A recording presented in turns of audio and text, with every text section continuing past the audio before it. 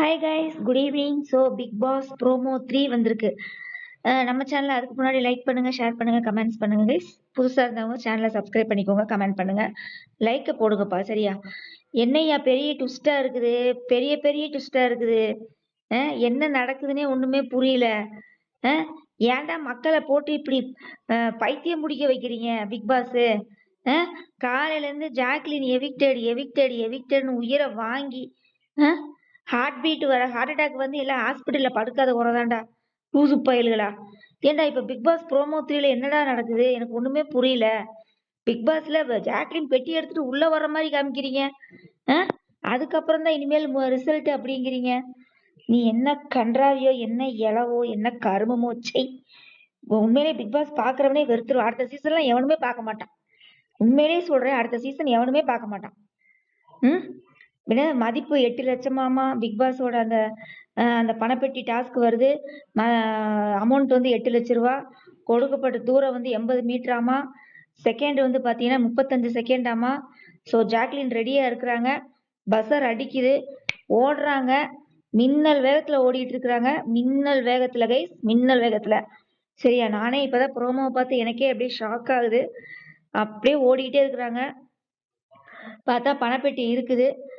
பணப்பெட்டி எடுத்துட்டு ஓடி வர்றாங்க. எல்லாம் அப்படியே ஜாக்லின் ஜாக்லின் ஜாக்லின்ங்கிறாங்க. ஆனா எனக்கு ஒரே ஒரு டவுட் கைஸ். அவங்க ஸ்டார்ட் பண்ணும்போது ஒரு வார்த்தை சொன்னாங்க, தெரியுதா? நான் இனிமேல் இந்த பிக் பாஸ் வீட்டை திரும்பி பார்க்க முடியுமா என்ன அப்படிங்கிறது. அது எதுக்காக சொன்னாங்கன்னே தெரியல. ஏன் அப்படி சொல்றாங்க? அவங்க மேலேயே அவங்களுக்கு நம்பிக்கை இல்லையா? கான்பிடென்ட் முதல்ல. தன்னம்பிக்கை வந்து ரொம்ப முக்கியம். தன்னம்பிக்கையே இல்லைன்னா லைஃப்ல எதுவுமே ஜெயிக்க முடியாது. அவங்களே தன்னம்பிக்கை எல்லாம் பேசும்போது ஏன் இப்படி? அதுதான் பிக் பாஸ் கேட்டிருப்பாரு, ஏன் அழுகுறீங்க ஜாக்லின் அப்படின்னு. இல்ல பிக் பாஸ், எனக்கு இந்த பிக் பாஸ் வீட்டை மறுபடியும் பார்க்க முடியுமான்னு தெரியல. அப்படிலாம் சொல்லாதீங்கன்னு சொன்னோன்னே எல்லாருமே தீபக்கு டே ஏ ஏ அப்படிலாம் சொல்லாத, அமைதியாரு அப்படின்னு சொல்லி ஜாக்லினை மிரட்டுறாங்க.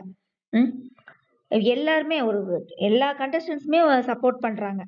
ரொம்ப சூப்பரா இருந்தது அதை பார்க்கும்போது. எல்லா கண்டஸ்டன்ட்டுமே ஜாக்லினுக்கு ரொம்ப ரொம்ப சப்போர்ட் பண்றாங்க, மோட்டிவேஷன் பண்றாங்க. அதை பார்க்கறதுக்கே ரொம்ப அழகா இருக்கு.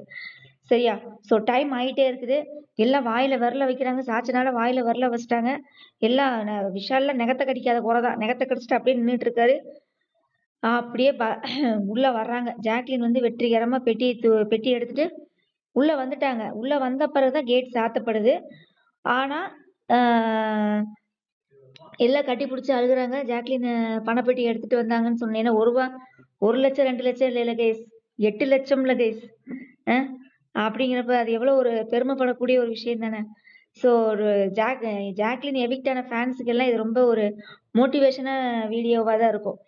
அந்த மாதிரிதான் இருக்குது. Jacqueline, hands off you. சரியா?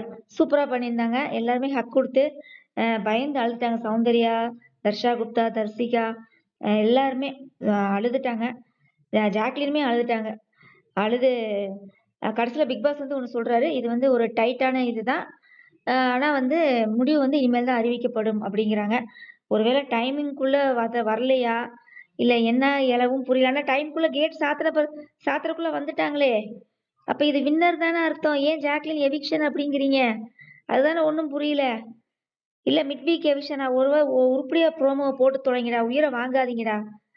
ப்ரோமோ 3 பார்க்கும்போது ரொம்ப ட்விஸ்டா இருக்குது. ரொம்ப ரொம்ப ட்விஸ்டா இருக்குது. பிக் பாஸ், ஏன் பிக் பாஸ்? பிக் பாஸ் பாக்குறவங்க எல்லாத்தையும் பிளட் பிரஷர், பிபி, சுகர் எல்லாத்தையும் ஏற வச்சு ஹாஸ்பிட்டல்ல படுக்க வச்சு நோயாளி பேஷண்டாவே ஆக்கிடுவீங்களான் இருக்கு. ஸோ ரொம்ப சூப்பரா இருந்தது. ஜாக்லின்